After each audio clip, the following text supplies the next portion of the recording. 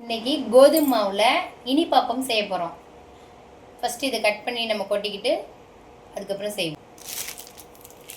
இப்போது நம்ம 2 கப் கோதுமை மாவு, 1 கப் வெல்லம் போட்டு அது கூடவே கொஞ்சம் ஏலக்காய் தூள், 1 சிட்டிகை உப்பு போட்டு கரைச்சி வச்சுருக்கோம். இது ஒரு 1/4 மணி நேரம் வச்சு அதுக்கப்புறம் ஊற்றலாம். இப்போது 1/4 மணி நேரம் ஆயிடுச்சு. நம்ம நல்லா கலக்கி வச்சது மாவு நல்லாயிருக்கும் சாஃப்டாக. இப்போ ஊற்ற ஆரம்பிக்கலாம்.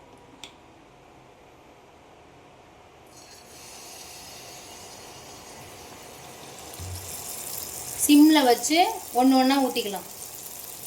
இப்போது அடுத்த அப்பமும் ஊற்றிக்கலாம். இப்போது அப்பம் சுட்டாச்சு.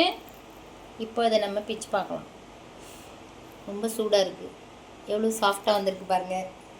நீங்களும் அது மாதிரி செஞ்சு பாருங்கள்.